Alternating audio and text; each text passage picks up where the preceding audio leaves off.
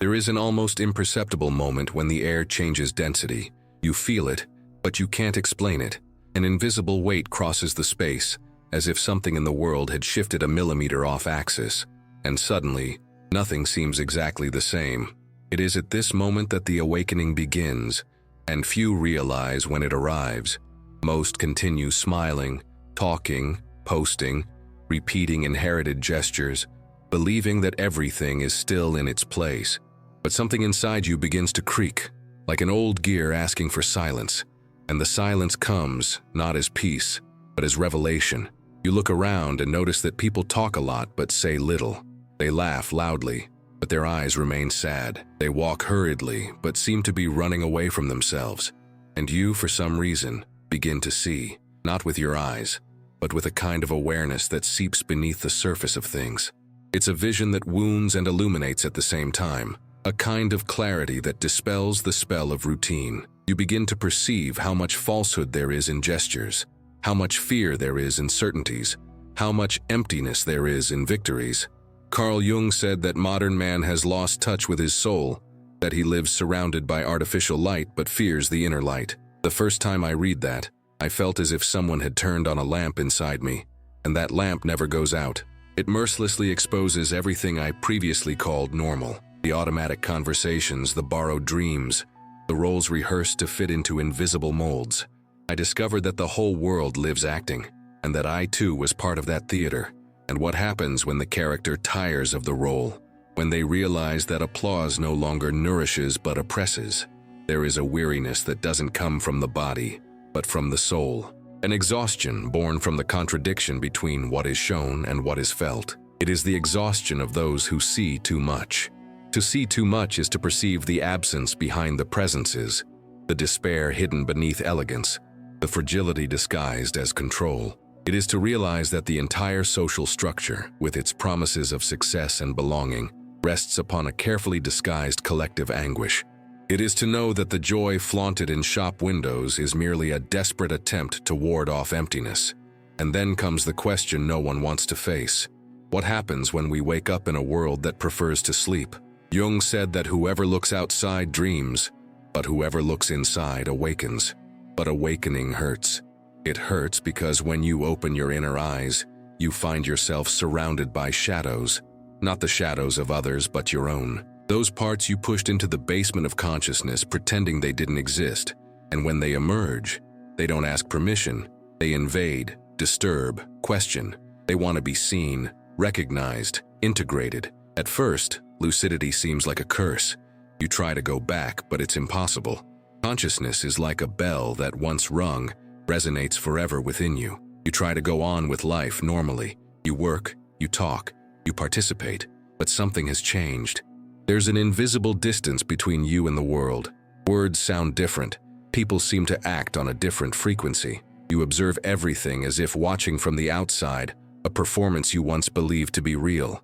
It is at this point that loneliness begins. And it doesn't come from physical isolation, but from a lack of resonance. And there's a paradox in all of this, because the more awakened you become, the more you feel the pain of what lies dormant around you. As if collective suffering echoes within your chest, you realize that people are distracted not out of futility, but out of fear. Fear of themselves, fear of emptiness, fear of facing their own shadow. Jung called this shadow the forgotten side of the soul, the inverted mirror of everything we deny, and the more we deny it, the more it governs our actions. We live under the dominion of the shadow, but we call it normality. There are times when lucidity becomes unbearable. You want to go back to how you were before, to laugh at simple things, to feel enthusiasm for mundane plans, but you can't. Clarity steals comfort. It tears away the veil that sustained the illusion. And then comes the doubt. Would it have been better not to have seen? Perhaps. But what has been seen cannot be undone. What has been felt cannot be erased. The soul, once touched by truth, rejects lies as nourishment. Sometimes a single glance is enough. You walk into a room. Everyone is smiling. Everything seems normal. But something vibrates dissonantly. It's like a wrong note in a perfect chord. The body feels it before the mind understands. And when it realizes, it's too late. You've grasped what no one said, what no one wants to admit. The The silence between words reveals more than speeches. There's fear in the air, loneliness in the laughter, despair in every gesture of control. The world seems to revolve on a foundation of anxiety disguised as productivity. And you ask yourself, what do you gain by seeing so much? Perhaps only the responsibility of no longer deceiving yourself, because after awakening, you understand that true hell is not suffering, but unconsciousness. Conscious suffering is part of the journey. Suffering while asleep is the cycle that imprisons. Jung said that the soul asks for integration, not perfection. And to integrate is to accept that within us coexist light and shadow, truth and deception, fear and courage. Conflict is inevitable, but it is also a sign that life is pulsating. Perhaps awakening is not an achievement but a surrender. It's not about controlling what you see, but about allowing that vision to transform who you are. It's a slow, painful, often lonely process, but it's also the beginning of freedom. Because when you realize that social masks are fragile, you begin to feel compassion, not the pious compassion that distances, but the compassion that understands. You understand that everyone is trying to survive within themselves, that fake laughter is an attempt at defense, that the silence of others is a cry for help, that even pride is a form of fear, and then a new vision emerges, that seeing too much is not a punishment, but a calling to go beyond the surface and touch what is essential, a calling to let the light, in illuminating the world, also illuminate what is hidden within you. Jung said that he who descends into the depths finds within himself what is universal, and that is what the inner path promises. Not comfort, but truth. The price is high. Loneliness becomes your companion. Time seems to slow down. Certainties dissolve, but something inside you begins to align, silently. It's as if a new order emerges from the ruins of what was once your identity. And in that ruin, there is beauty. There is something sacred in seeing everything crumble and yet still remain.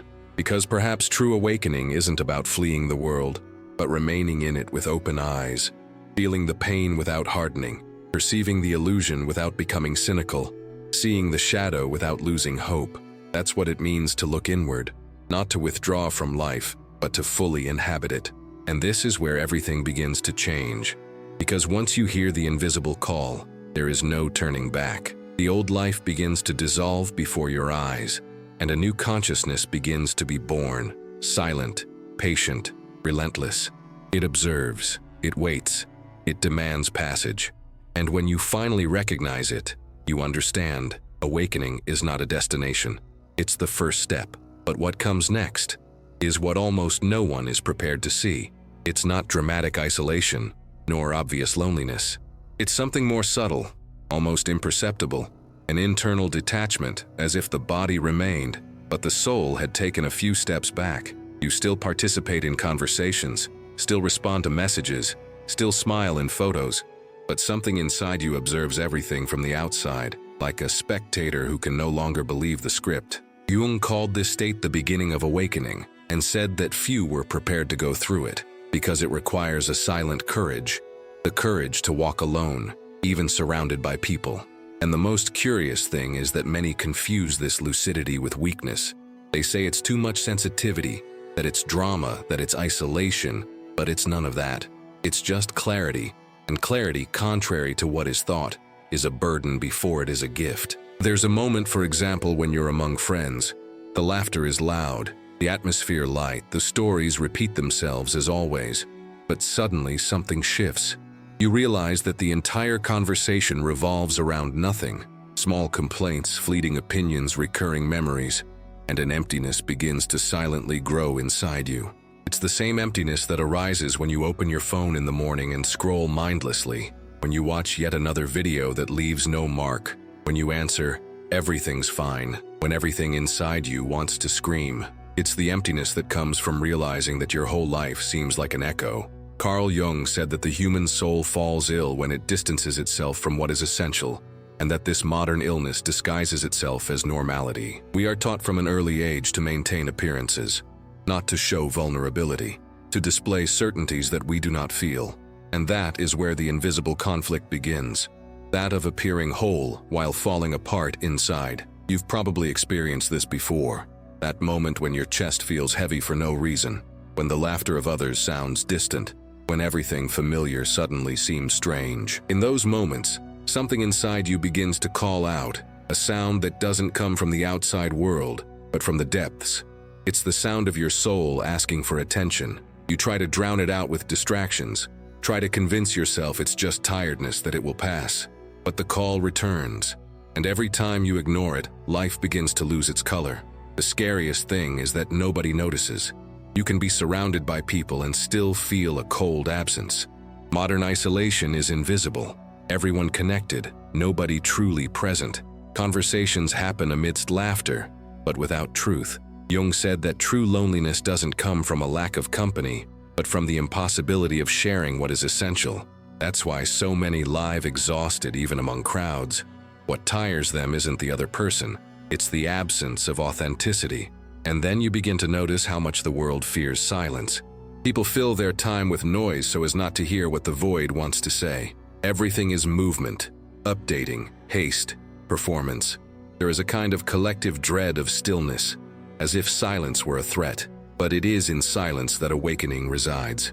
Jung taught that whoever cannot bear to be alone cannot bear to be with themselves. And without this encounter, consciousness remains trapped on the surface, spinning in circles, believing that movement is progress. One night, when everything seemed meaningless, you wake up and just stare at the ceiling. There's a different kind of silence in that moment, a full, almost alive silence. And for the first time you realize that the mind is not an enemy, but a mirror. Thoughts begin to organize themselves around a question. Why do I still try to pretend? It's a simple but powerful question. It dismantles all the masks you've built. And then something breaks. Not with a bang, but with an internal snap, almost imperceptible. It's the instant when the falsehood begins to die. From then on, perception changes. You begin to see invisible patterns in people, in places, even in yourself. Automatic reactions, repeated phrases, defensive gestures. Everything seems part of the same script. The whole world acts to maintain the illusion of control. But the more you see, the more you realize how fragile that control is. Fear drives everything.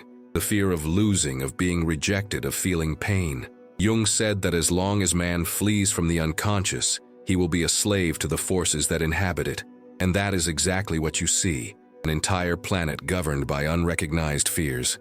But there is beauty in this perception, because in the midst of disillusionment, a new sensitivity is born. You begin to notice details that previously went unnoticed. The way a person holds their glass when nervous, the slight pause between sentences when someone lies, the fleeting glint in the eyes of someone trying to hide their sadness. And in noticing all this, you stop judging. You begin to feel compassion. You understand that everyone carries a disguised pain, a story they haven't told anyone. Judgment gives way to empathy, and loneliness transforms into silent observation. Still, there are days when the weight of lucidity is unbearable. The world seems too shallow, and you long for not knowing. You long for when simplicity was enough. But it's an impossible longing because knowledge is irreversible. Consciousness, once expanded, cannot be refitted into its previous mold. You try to blend in, try to participate in social games, but everything sounds false. Words become fragile, gestures predictable. And then the distance grows, not as a refusal, but as a natural consequence of seeing too much. Gradually, you realize there's no escaping this path. What seemed like solitude begins to reveal itself as a process. Jung said that awakening is the soul's return to its origin, and that the journey requires enduring one's own shadow without getting lost in it. It's a paradox. To find light, one must traverse the darkness. To be whole, one must shatter. It is in this tension between the human and the eternal that the true self begins to be born. And then something curious happens. What once seemed like an abyss begins to transform into fertile ground. You begin to feel more present. The little things, the sound of the rain, the touch of the wind, the smell of coffee, take on a new meaning. Everything that was once banal becomes sacred. Life, which once seemed like a theater, reveals itself as a living mystery. And in that mystery, there is peace. Not the peace of someone who fled the conflict, but the peace of someone who understood it. But of course, the mind tries to resist. It wants answers, it wants control, it wants guarantees. And the inner process offers none. It demands surrender. And surrender is the opposite of what the ego has learned to do. That's why, when you start to let go, fear grows. The fear of getting lost, of going crazy, of not coming back. But Jung said that going a little crazy is part of the process of becoming sane. The soul, when awakened, disrupts the structure of the persona, the social mask that sustains the character. And it takes courage to let that mask fall, even without knowing what will come next. There comes a point when you stop searching for explanations and simply begin to feel. It's a dangerous and liberating point. Silence ceases to be uncomfortable and becomes a refuge. Emptiness ceases to be absence and becomes space. Pain transforms into a teacher, and in this state something within you begins to reorganize itself. There is no visible light, but there is a spark, a presence, as if a profound intelligence, something that has always been there, is finally making itself heard. This is the beginning of true transmutation, the moment when lucidity ceases to be a burden and becomes a guide. You understand that you don't need to run away from the world, but to see it with new eyes, that life continues as before, but you are no longer the same person observing it. Perception changes everything, and that's when the mystery deepens. Because when the inner gaze awakens, the external world begins to respond. Coincidences, unexpected encounters, subtle signs, everything seems to move in sync with your inner state. It's as if reality, silently, begins to speak your language. But is it real? Or is it merely a reflection of a transforming mind? This question will linger because it is within this question that the next revelation lies. And when she arrives, the visible world will cease to be merely a backdrop. It will become a mirror. There comes a moment when inner silence becomes unbearable. Not the silence of someone resting, but the silence of someone facing themselves and finding no refuge.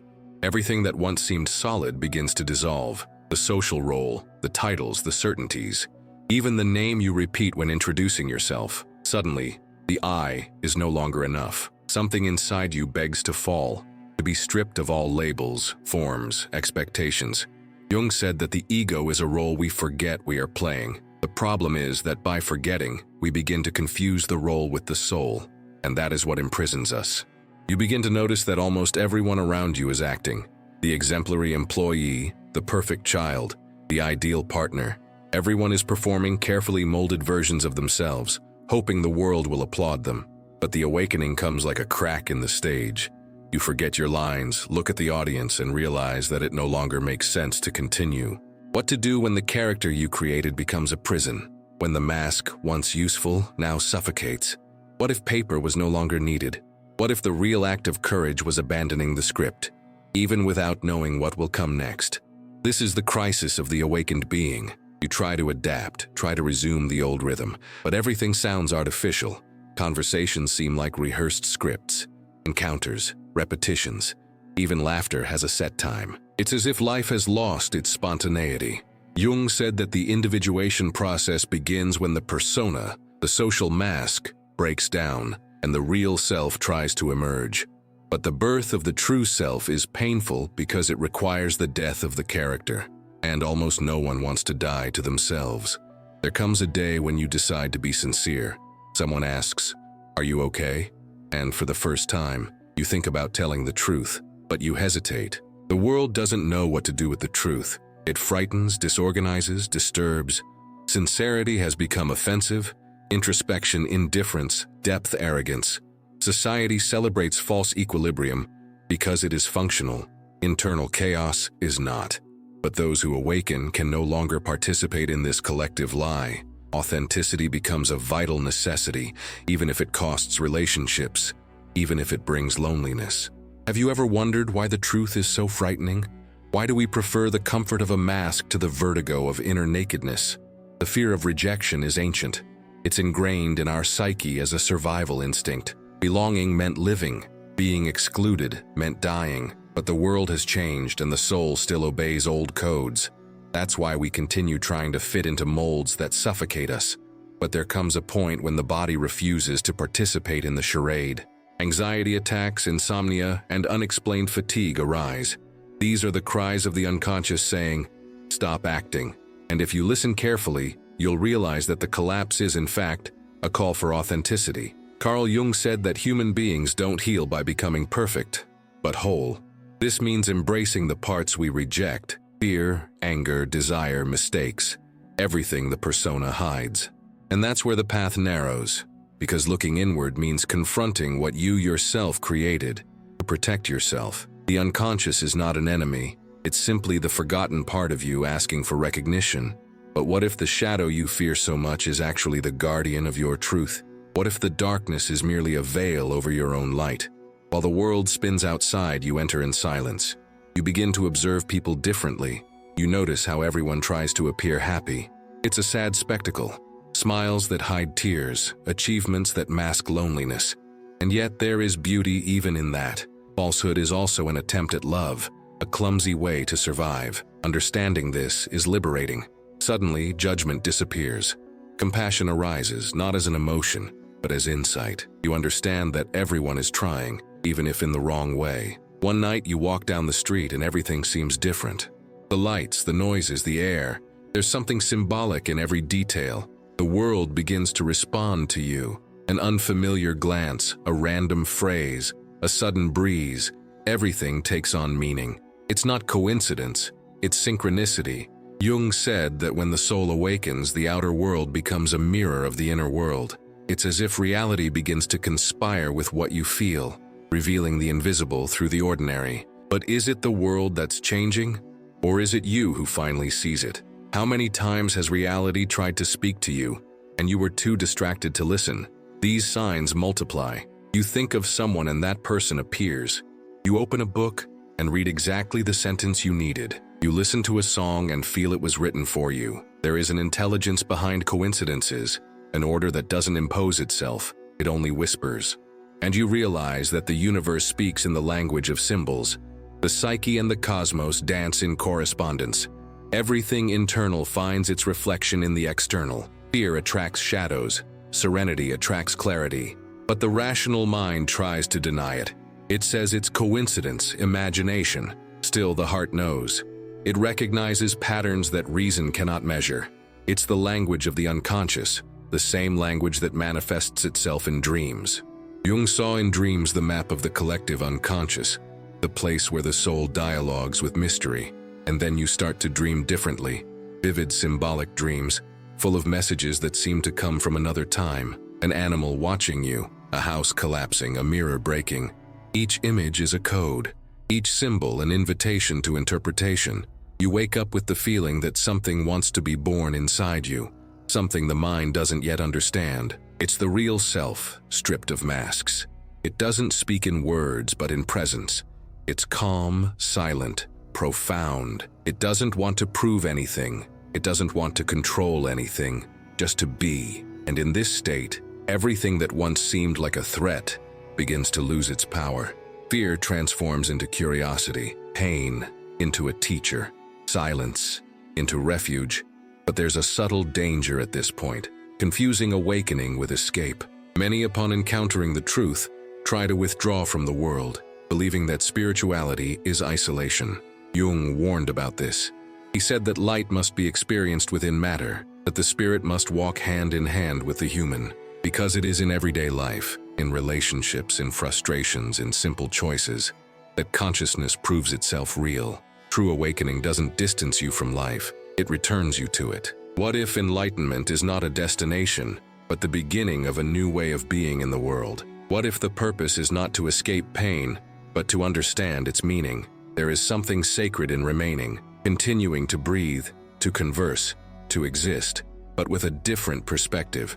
You begin to realize that nothing needs fixing, only recognition. That each person is a mirror, each conflict a teacher, each encounter a part of your own process. Life, once confusing, becomes symbolic. The world reveals itself as a great collective dream, and you awaken within it. And then, almost imperceptibly, a new sensation arises. It's not euphoria or relief, it's something deeper, presence. You feel the ground beneath your feet, the air in your lungs, time slowing down. Everything is exactly as it should be. The ego resists, but something greater is watching. It's as if the soul has finally returned home. But beware, the awakening doesn't end here. It merely changes form. Now that you see, you will need to learn to live with what you see. The light illuminates, but it also burns. And what comes next will demand more courage than any previous quest. Because after the mask falls, the real challenge begins, upholding the truth in the midst of the world. There comes a point when loneliness ceases to be pain and transforms into power. Not the power to dominate, but the power to remain. It's when you stop begging for affection, pleading for attention, seeking approval. Suddenly, your own presence becomes enough, not because you've given up on others, but because you've finally found yourself. In this state, silence is no longer absence, it's strength. You begin to see the roots of your suffering, inherited beliefs, repeated patterns, promises made to a past that no longer exists. And yes, it hurts, because looking at yourself honestly is an act of courage. But it's a pain that heals. One night, while walking alone, the air feels different. There's a dense, almost sacred calm, as if time has slowed down. You realize that for the first time, you're not running from anything. You're not looking for distractions. You're simply there, whole, breathing, observing your own existence. And it's in that instant that you understand. Conscious solitude is a portal, a sacred interval between what you were and what you are becoming. There's nothing to conquer, only something to remember. Jung said that enlightenment and individuation are two words for the same destiny, the return to oneself. But why is loneliness so frightening? Why is it so difficult to be at peace with one's own silence? Perhaps because we've been conditioned to believe that value is born from applause. From childhood, we learn to measure our importance by the reflection in the eyes of others. We were taught to be visible, not to be true. The result is a world full of noise and empty of meaning. People competing to prove their existence but forgetting to feel it. However, when the gaze turns inward, something changes. You discover that what you called emptiness was, in fact, space. And that space is not absence. It is the place where everything begins. Jung said that modern man lives so turned outward that he has forgotten that there is a universe within him. And when he finally turns inward, he finds a territory so vast and unknown that he thinks he is getting lost. But he is not. He is returning home. This process is disconcerting. The ego rebels, tries to resist, tries to return to the comfort of routine. Yet there is something deeper that insists. An ancient, firm, almost maternal voice that whispers, "Continue." And then strange things happen. You start noticing too many coincidences. Dreams that become omens, encounters that seem scripted, phrases that arrive as answers.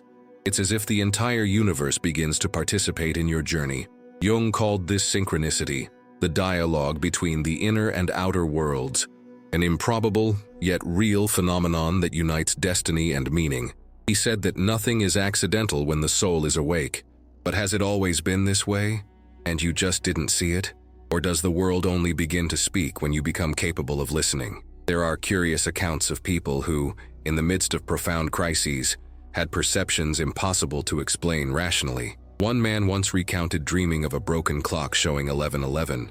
The next day, his father, with whom he hadn't spoken in years, called at exactly that time, without knowing why. Another woman reported hearing in the silence of the early morning a clear phrase in her mind, "Go back to the path." The next day, upon leaving her house, she found a newly opened street with that name, New Path. Coincidence? Perhaps. But Jung would say that coincidence is the soul's disguise when it wants to reveal itself. These experiences don't demand faith, they demand attention. Because the sacred doesn't shout, it whispers. It's in the small repetitions, in the signs we ignore, in the moments that seem trivial but held a greater meaning. Life, when observed with lucid eyes, reveals itself as symbolic. Everything communicates something. An old pain can be a disguised teacher. A failure can be the beginning of liberation. Nothing is wasted. And suddenly, what once seemed like suffering begins to make sense. You understand why you needed to get lost, why some ties needed to be broken, why silence was necessary. Each absence opened space for something new to be born. The solitude, which once weighed heavily, now shines like fertile ground. In it, the mind calms, the heart organizes itself, and the being begins to blossom. But then another question arises. What to do with this newfound clarity? How can we live in a world that still revolves around masks? This is the hardest part, because awakening isn't just about seeing, it's about sustaining what you see. When you begin to live authentically, you discover that truth has a price. Being real today is almost an act of rebellion. In a time when everyone wears filters and uses pre-prepared speeches, authenticity is unsettling. The world is prepared for success, not for truth. But that's precisely why it's revolutionary. Jung said that the man who becomes whole inevitably becomes a stranger to the world, because he ceases to adapt to collective falsehoods. He does not seek to belong, he seeks to be. And this being, however silent it may seem, transforms everything around him. When someone decides to live coherently, they create an invisible field that inspires others to do the same. Lucidity is contagious, but also lonely, because while some awaken, others prefer to remain asleep. Have you ever noticed how people react when someone truly starts to change? They distance themselves, criticize, and try to bring him back to his old role. This happens because the change in one threatens the balance of all. The lucidity of one is a mirror of the unconsciousness of another. Therefore, the path to self-knowledge demands courage. Not the courage to fight against the world, but to remain whole even when the world doesn't understand. And there comes a moment when this becomes natural. You stop explaining. You stop justifying yourself. You simply live. And living, at that point, is a sacred act. One day something curious happens. You look in the mirror and realize there's peace in your own gaze. The lines of your face are the same, but something is different. A serene glow, a silent acceptance. You haven't become someone new. You've simply become who you always were. The mask has fallen, the character has ceased, the actor has dissolved, and what remains is presence. But life doesn't become perfect. It remains imperfect, full of challenges, losses, and uncertainties. The difference is that now you know that everything has meaning. Every emotion is welcome.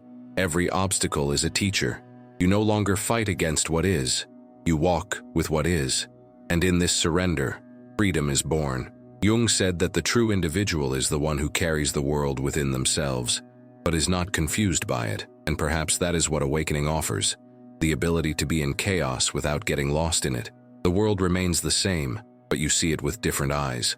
The suffering of others no longer pulls you down, it awakens compassion. The haste of others no longer affects you, it only reminds you how rare calm is.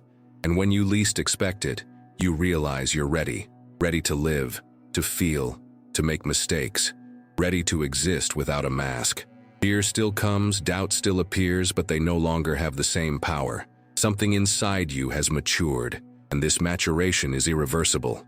But what now? What comes after accepting silence, solitude, and truth? Perhaps the next step is no longer to look inward, but to begin to see through things, to perceive the invisible that sustains the visible. Because there is something beyond individual consciousness, a realm where all souls meet, and it is toward there that the path begins to point. Conscious solitude was merely preparation. True awakening is about to reveal its deepest dimension, the one in which the self dissolves, and the whole finally recognizes itself. The freedom we're talking about here isn't about doing whatever you want, whenever you want.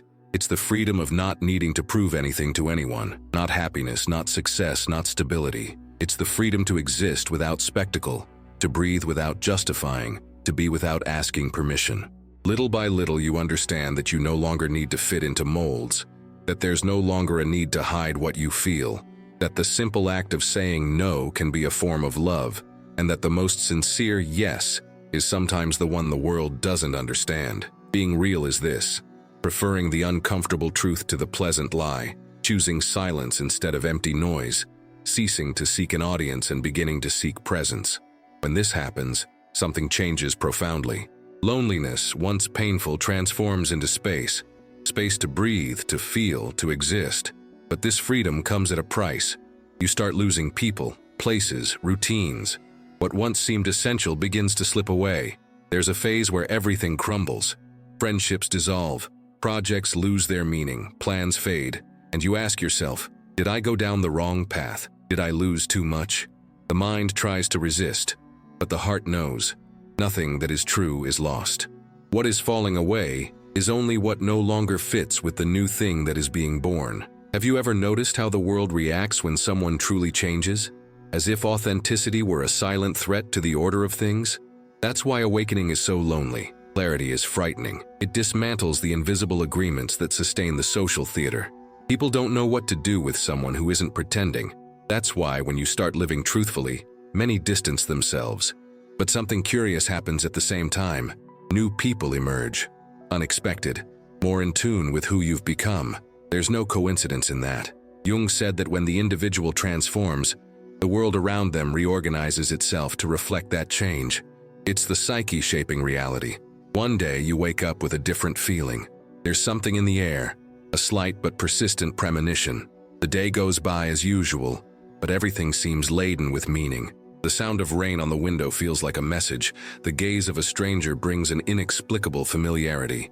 And suddenly, in the middle of the routine, something improbable happens.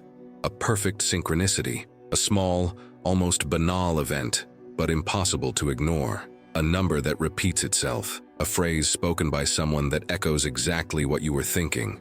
A gesture that seems like an answer to a question no one heard. You realize that the world is talking to you, and that the silence before was just preparation for this dialogue. What if all of this wasn't by chance? What if the universe had always spoken, but only now have you become able to hear?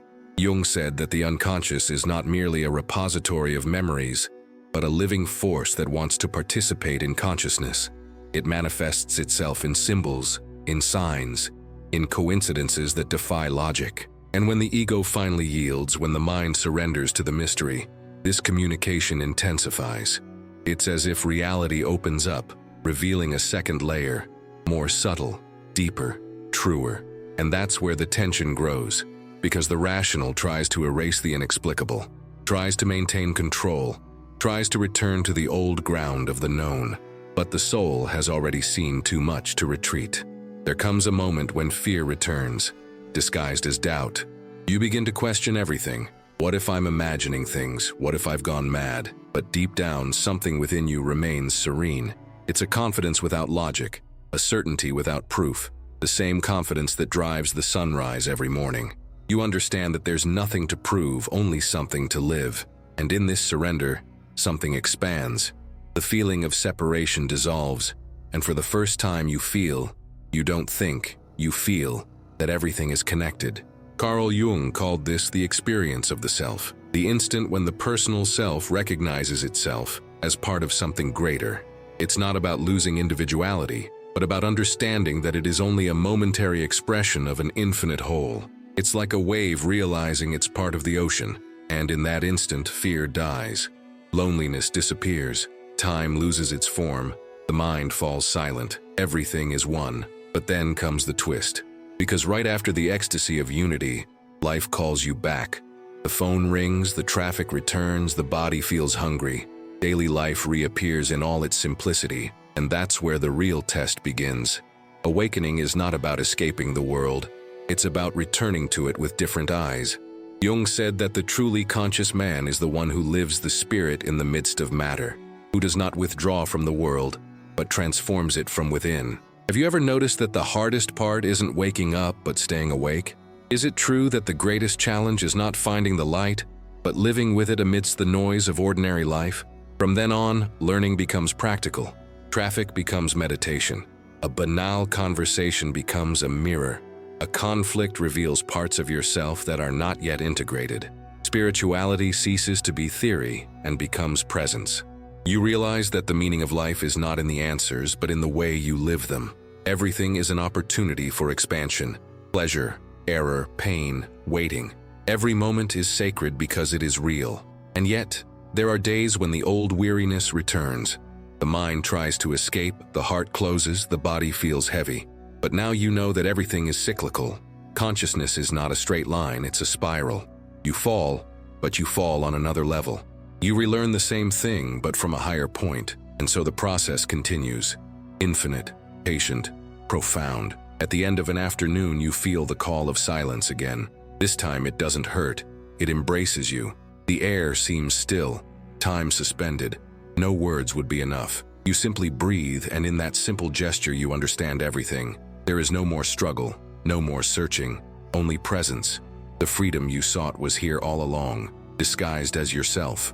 Jung said that the soul heals when the individual accepts who they are, and perhaps that is the true meaning of awakening, to stop chasing what has always been inside. Life no longer needs to be explained, only lived. But is this the end? Or is this just the beginning of something we don't yet have the words to describe? Perhaps awakening is not the end, but the first breath of a new consciousness, The world remains the same, but you see it with different eyes. The pain continues, but now it is transparent. Loneliness persists, but now it is a home. And everything that once seemed distant, the divine, the mystery, love, reveals itself present in every detail. You finally realize that the real miracle was never seeing the invisible. You went to learn to see the visible with an awakened heart. I too grew tired of pretending. I too have been in places where every word seemed rehearsed, where laughter was polite but empty, where presence was only an appearance. There was one night when I realized this clearly. I was at a table with people talking about goals, achievements, plans for the future, and in the midst of it all I felt out of place. Not out of disinterest, but because something stronger was screaming inside. Is anyone here really present? At that moment I understood that it wasn't coldness, nor detachment. It was awakening. And if you feel the same, if you have this strange lucidity that sometimes hurts, then you are not alone. Carl Jung said that no one becomes enlightened by imagining figures of light, but by making the darkness conscious. This phrase changed the way I see the world, because ultimately the real work is not to run from the shadow, but to traverse it. It's not about denying the pain, but about listening to it. Every fear, every failure, every memory we prefer to forget contains a seed of truth. And when we have the courage to look at it without running away, we begin to free ourselves from the stories that keep us imprisoned. But how do we apply all of this to practical life? How do we transform awakening into action? The first step is simple, but it requires consistency, presence. Set aside moments of the day to truly be here. It could be upon waking, before looking at your phone, or at night before going to sleep. Feel the air entering and leaving your lungs. Observe what you feel without trying to change it. Awakening begins when you learn to observe without judging. Seems like a small thing, but it's revolutionary. The second step is honesty. Be true to yourself, even if it hurts. Admit when something hurts you, when a relationship wears you down, when a dream no longer makes sense. Life doesn't demand perfection, it demands sincerity. Only what is real can grow. Faking well-being isn't courage, it's a setback. Courage lies in saying, "I'm not okay," and still continuing. The third step is silence. Not the silence that isolates, but the silence that listens. Turn off external noise for a few minutes each day, not to escape the world, but to hear what the world is trying to say through you. Jung said that the unconscious speaks through symbols, and that when we silence the mind, the symbol emerges. It appears in dreams, in sensations, in repetitions of daily life. Listen to these signs. They are not coincidence. They are messages from the soul. And the fourth step, perhaps the most important, is conscious action. Everything you understand must become gesture, body, movement. If you understand that something needs to change, change it. If you realize you need to distance yourself from certain people, distance yourself with love. If you discover you want to create something, create it.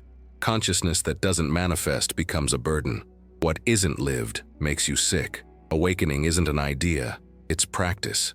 Have you ever noticed that there's a huge difference between knowing and living? How many times have you understood something deeply, but still continued to repeat the same pattern? This happens because the mind understands quickly, but the heart takes time. That's why the process is gradual. Each perception needs a body. It needs to be experienced. Don't be so hard on yourself. You are learning to live awake in a world that prefers to sleep. It's natural to stumble. True transformation is silent, almost imperceptible. No one warns you when it begins. You only notice one day that you no longer react as before, that you no longer need to convince anyone, that there is peace even in uncertainties, and there's a clear sign that you're making progress. Fear begins to lose its power. It still appears, but it no longer governs. You recognize it, embrace it, let it pass. That's the beginning of freedom. Because being free isn't about doing whatever you want. It's about not being a slave to what you feel. It's about being able to choose your response, not just react. But beware, awakening also brings subtle temptations. The spiritualized mind can become a new ego, disguised as light. You may begin to think you are more conscious than others, and this is just another form of illusion. Jung warned that the spiritual ego is more dangerous than the common ego because it believes itself to be saved. Remember, no one is above anyone else. Each person awakens in their own time. The truly wise person is the one who continues learning. So what do you do when the world around you is still asleep? How can you stay open when everything seems superficial? The answer is simple, though challenging. Practice presence in your daily life. Speak truthfully, work with purpose, love attentively. Every small action done consciously becomes prayer. You don't need to abandon everything to live awake. You need to be fully present where you are. Clarity doesn't separate you from life. It brings you closer to it. One morning, walking down the street, you notice what you've never noticed before. The sound of the wind in the trees, the reflection of the light on the windows, the expressions of the hurried people. There is beauty in everything. Even in the rush, there is humanity. Even in the confusion, there is meaning. That's when awakening becomes real, when the extraordinary reveals itself within the ordinary. And perhaps one day, when you look in the mirror, you'll notice something new. The same face, but a different look. A calmer, lighter, truer look. You'll understand that nothing was in vain. That every tear, every silence, every loss was part of a process that brought you here. And that awakening doesn't make you different. It makes you whole. Carl Jung said that those who look outside dream, but those who look inside awaken. And now you know, awakening is not escape, it's a return to oneself, to reality, to the simplicity of life. There is no end to this process, only a continuous deepening. Each day, a new layer of consciousness is revealed. At every moment, life reinvents itself through you. So, if something in this video touched a silent part within you, allow it to touch the world as well. Share what you feel, even anonymously. Comment on what resonated with you the most. Perhaps your words will be the beacon someone needs today. Leave a like if it made you breathe differently, if it reminded you that there is beauty in seeing too much. And of course, subscribe to the channel.